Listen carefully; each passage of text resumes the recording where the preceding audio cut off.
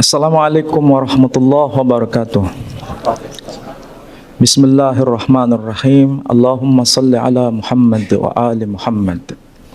Eh, Bapak Ibu, saudara-saudara sekalian, dan yang terutama yang saya hormati dan yang saya banggakan Bapak Profesor Muin Sirri yang sudi hadir di kampus ini sekaligus untuk mendiskusikan karya saya yang terakhir yang sebetulnya masih ada kelanjutan untuk tahun 2006 karena saya dituntut setiap tahun saya harus membuat buku dan itu kewajiban saya untuk eksplorasi berbagai data. Dan sebelum saya mau menyampaikan secara detail, kita tahu bahwa studi keislaman itu memang berkembang sebagaimana yang pernah saya baca dalam bukunya Prof. Muin. Saya sepakat bahwa ada 4 poin penting yang sekarang itu betul-betul luar biasa dan sangat kompleks. Pertama, studi Quran. Kedua, studi hadis. Ketiga, studi sirah. Keempat, studi tarikh. 4 poin ini merupakan sebuah tema besar yang sebetulnya kita harus punya spesifikasi dan keahlian. Dan ini menuntut berbagai macam bidang, terutama dalam konteks penguasaan bahasa-bahasa sumber. Saya khawatir apa yang ada di UIN ini karena kesulitan mengakses data, terutama kajian-kajian yang sifatnya dokumen kuno, ini seringkali terjadi gap. Dan itu tentu saja ada interpretasi yang tentu saja berbagai keragaman itu. Kalau seandainya ini dibantu dengan studi teks lama atau teks-teks kuno yang berbasis pada dokumen-dokumen kuno, saya kira itu gap semakin menipis, tidak terlalu lebar. Dan saya berharap diskusi dengan Prof. Muin Sirri ini akan terjadi semacam titik temu, ibaratnya saya sebut 11-12, tidak terlalu jauh jurang pemahamannya. Nah, Bapak Ibu sekalian, saya menulis karya ini sebetulnya ada semacam kegelisahan karena saya punya pemahaman begini. Memahami Islam itu dalam konteks kemunculannya sebagaimana yang dipahami oleh Pak Muin Sirri, memang ada jarak data yang sangat-sangat riskan bagi kita karena munculnya itu 100 tahun setelah peristiwanya terjadi. Bayangkan, yang ahli hadis saja itu mengetahui bahwa dokumen hadis baru disusun era belakangan. Quran juga begitu. Maka bagaimana memahami keislaman itu, mau tidak mau kita harus merujuk pada dokumen pembanding yang lebih awal. Dan itu tentu saja dalam konteks dialog dengan tradisi Kristen dan tradisi Yahudi. Nah, masalahnya di UIN tidak diajarkan bahasa Ibrani dan juga tidak diajarkan bahasa Latin, bahkan tidak diajarkan bahasa Yunani. Sementara di lembaga kekristenan yang ada di Indonesia sudah ada pembelajaran bahasa Arab, sudah ada pembelajaran bahasa Yunani, sudah ada pembelajaran bahasa Latin dan sebagainya. Bahkan di Jogja atau di Jakarta, di Surabaya sudah ada komunitas Kristen Ortodok. Dan itu Abuna langsung datang dari Mesir. Bayangkan, dari sini saja kita sudah lemah dalam sisi penguasaan bahasa, bahkan penguasaan tradisi lama, tradisi kuno itu sendiri. Nah, ini semua harus kita coba untuk renungkan kembali. Nah, saya mencoba menulis ini dalam rangka menelusuri itu. Nah, yang paling membuat saya itu bergembira sebetulnya ketemu dengan Prof. Muin, membicarakan soal yang saya bahas di bab pertama itu. Dan dari hasil investigasi saya sendiri yang barangkali ini perlu pembenahan juga. Saya tidak mengklaim itu sebagai kebenaran yang paling mutlak. Kalau seandainya ada argumentasi yang lebih kuat, saya akan dukung data itu dan saya taslim dengan data yang akan disuguhkan. Nah, begini Bapak Ibu sekalian. Saya mulai dari pemahaman yang digagas oleh seorang ahli semiotik yang namanya Yulia Kristeva. Karena kajian saya itu kebanyakan konteksnya intertextuality. Jadi kalau intertextuality berkaitan dengan interteks, ini tidak bicara soal benar atau salah, tapi bagaimana teks itu tidak pernah hadir dalam ruang hampa. Teks itu ada kaitan dengan teks-teks yang lain. Dalam konteks ini berarti Yulia Kristeva menawarkan kepada kita ada semacam dialog antar teks yang kemudian mewujud dalam bentuk novel atau kitab suci. Nah, ini saya harus hati-hati kalau saya bicara kitab suci, Prof. Muin. Sebab bagi saya sebagai seorang penikmat kajian keilmuan, antara novel dan kitab suci itu yang membedakan hanya objeknya. Pisau yang dipakai sama. Kalau menggunakan teori yang dipakai oleh Yuri Kristeva, harus dipahami teks itu sakral atau profan itu tidak ada beda yang sangat dikotomis. Hanya yang satu merupakan inspirasi dari personal, yang satu diklaim sebagai pewahyuan. Saya ambil contoh. Kalau kita pernah mengkaji novel yang judulnya The Da Vinci Code, karya Dan Brown, itu banyak teks yang terekam di sana. Berarti sang pengarang, kita harus tahu, melihat pengarang itu pasti ada ideologi yang diusungnya, dan itu berkaitan dengan horizon bacaannya. Semakin kompleks bacaan dari sang pengarang, maka semakin rumit teks yang sedang dibuat. Dalam konteks ini, Dan Brown, penulis dari novel yang judulnya yang disebut Da Vinci Code, itu asik untuk dibaca. Ada melibatkan teks-teks Qumran, ada melibatkan teks Bible, dan lain-lain. Kalau kita sebagai pembaca tidak bisa memahami ini, wah luar biasa itu. Ada gap yang sangat tajam. Padahal kalau kita eksplorasi luar biasa. Yang kedua, kalau kita baca dulu yang paling heboh itu, novel yang ditulis oleh Salman Rushdie. Saya kebetulan punya dua versi, yang versi bahasa Arab dan versi bahasa aslinya dalam bahasa Inggris. Yang versi bahasa Arab dengan bahasa Inggris itu terjadi gap luar biasa ketika diterjemahkan. Ada bias politik dan ada bias ideologis, bahkan bias teologis. Itu kalau dibedah luar biasa itu. Itu kalau kita baca Da Vinci Code dan Salman Rushdie, judulnya The Satanic Verses. Yang ketiga, dalam konteks keindonesiaan, kalau kita baca tulisan Pramudia Anantatur, yang karyanya itu sampai diterbitkan di Stuttgart, Jerman, dalam berbagai bahasa. Kalau kita telisik, itu mulai dari bahasa Indonesia diterjemahkan ke bahasa Inggris di Singapura, baru kemudian terbang melanglang buana ke Eropa dalam berbagai bahasa. Dan kalau diteliti, luar biasa itu tulisan dari Pram yang judulnya Arok Dedes. Ternyata itu ada kaitan dengan teks yang kuno yang disebut Pararaton. Bayangkan, pengarang ini sangat mahir bahasa Jawa kuno. Maaf, bahasa Jawa Madya konteksnya. Dan tidak semua orang bisa bahasa itu. Jadi semakin rumit teks yang sedang dibangun, kita bisa menelisik betapa luar biasa bacaan yang melatarinya. Nah, dalam konteks ini Quran, kalau dikaitkan dengan teks-teks lain, luar biasa itu.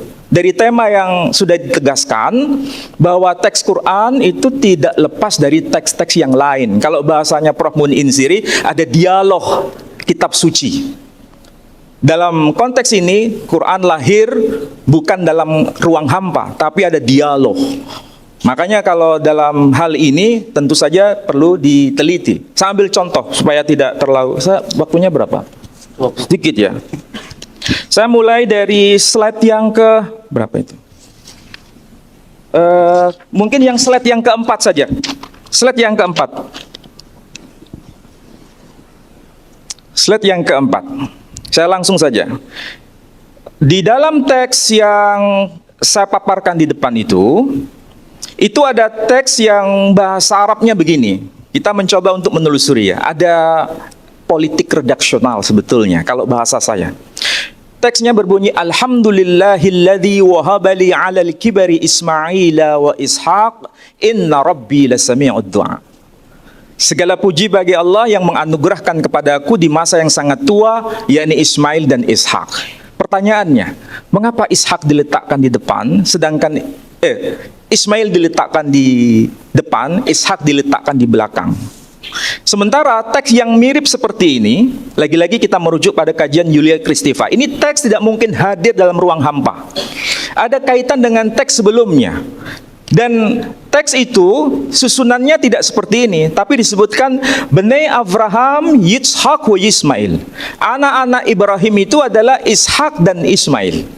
Bayangkan, yang satu Ismail diletakkan di depan, yang satu Ishak diletakkan di depan, yang satu Ishak diletakkan di belakang, yang satu lagi Ishak diletakkan sebaliknya.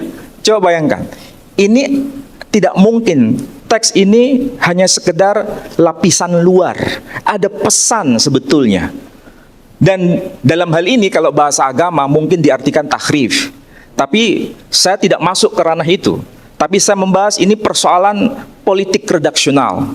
Apakah ini kaitannya merujuk pada urutan kelahiran atau memang justru ada konteks urutan kemuliaan. Nah, dari sini bicara soal nasab itu. Makanya kalau teks ini dibaca dari studi Quran, apakah ini ada kaitan dengan afdoliyah? Bagi saya ini ada sesuatu yang mengkhawatirkan. Tapi ini dibaca dari sisi yang profan saja. Ini ada politik redaksional. Makanya nanti sampai pada kaitan siapa yang disembelih dan lain sebagainya. Yang membuat saya bertanya-tanya begini. Saya baru bongkar-bongkar data. Ternyata di dalam perjanjian lama, nama Ishak itu hanya disematkan kepada Ishak putra Abraham. Tidak ada Bani Israel yang tercatat dalam perjanjian lama yang punya nama Ishak. Tidak ada. Sama sekali. Nihil. Sebaliknya nama Ismail itu berlipat-lipat penggunaan nama itu, tetapi justru dipakai di kalangan orang-orang besar Bani Israel. Mengapa bisa begini faktanya terjadi? Dan nama Ishak itu baru dipakai secara masif ketika era Islam di kalangan Bani Israel itu. Masif betul. Tapi di masa perjanjian lama nihil sama sekali. Tapi justru sebaliknya, nama Ismail justru sangat banyak dipakai. Bahkan di kalangan di suku-suku besar. Suku Yehuda, suku Lewi, dan suku Benyamin. Ini suku-suku besar. Tapi nama Ismail sangat populer, sangat masif dipakai. Nama Ishak nihil. Ada apa ini semua? Lagi-lagi ini kajian yang betul-betul bisa dipakai adalah konteksnya ya kajian Yulia Kristeva ini. Kemudian kalau berkaitan dengan soal genealogi kenabian, saya langsung ringkas saja karena tidak mungkin saya sampaikan satu-satu, nanti bisa masuk pada diskusi. Kalau bicara genealogi kenabian sampai sekarang, baik itu yang Muslim maupun yang Kristen, itu bukan wacana tunggal. Perdebatan di kalangan Muslim berkaitan dengan nasabnya Nabi SAW itu tidak muncul tiba-tiba. Bagi saya ada 3 poin penting. 1, Muhammad itu tokoh historis atau tokoh fiktif. Itu harus clear. Kalau tidak clear, wah itu berbahaya itu. Harus clear. Dia tokoh historis atau tokoh fiktif. Yang kedua, nasabnya nyambung nggak dengan Ismail? Kalau nggak nyambung itu problem besar. Problem besar. Yang ketiga, dia itu nabi atau bukan. 3 poin ini tidak pernah berhenti. Sampai sekarang terus digaungkan. Dan saya kira itu wajar, tergantung dari data yang lengkap yang disajikan bagaimana. Cuma yang bagi saya menarik itu, di dalam dokumen non-Muslim, terutama Kristiani, ada tokoh yang namanya Uskup Sabeus. Dia memberikan informasi, nama itu langsung disebut. Ada Muhammad, seorang tokoh yang dia profesinya sebagai pedagang besar. Dalam konteks ini, kalau dia orang besar, baik dia orang besar dalam makna positif atau orang besar dalam makna negatif, pasti dia adalah orang yang pernah hidup dalam konteks sejarah. Dalam konteks ini, berarti ini kan dokumen abad ke-7, Sabeus itu. Nah, memang kita tidak tahu beliau lahir tahun berapa tepatnya, tapi dalam dokumen-dokumen Kristen dia dipatok orang yang hidup pada abad ke-7. Dan dokumennya ditulis dalam bahasa Armenia. Dalam bahasa Armenia sampai sekarang. Nah, dokumen ini tidak pernah diakses oleh Muslim sama sekali. Nggak pernah. Tapi memang ini dokumen abad ke-7. Selain itu, ada dokumen yang ditulis oleh Santo Yerum. Itu abad ke-4 Masehi. Kemudian ada Santo Theophanes. Itu juga 250 tahun sebelum klaim nabinya umat Islam itu lahir. Ini dokumen yang ditulis oleh Santo Theophanes dalam bahasa Yunani. Dan dalam bahasa Yunani, beliau itu menulis, saya carikan aslinya.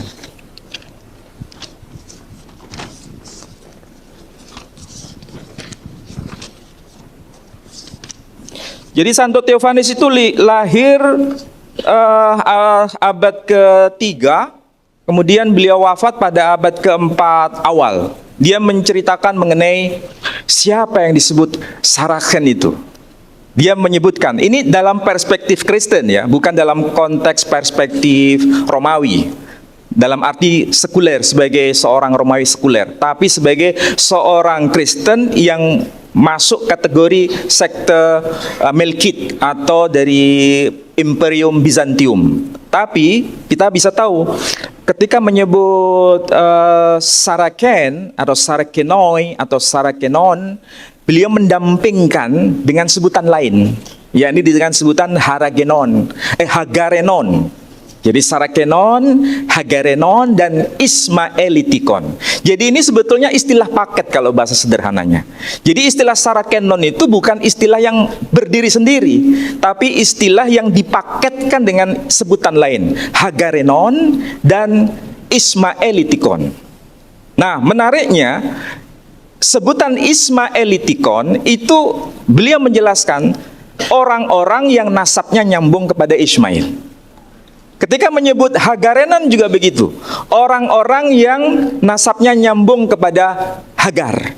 Saya mencoba untuk menelisik, ini dokumen pra-Islam, betulkah ini merupakan wacana tunggal? Senyampang penelitian saya, tidak ada perbedaan pandangan berkaitan dengan keturunan Ismail disapa dengan Ismaelitikon, keturunan Hagar disapa dengan Hagarenon. Kemudian wacana yang problematik ini, yakni istilah Saracenon, dia menjelaskan di eranya pada saat ini mereka disapa dengan sebutan Saracenoi.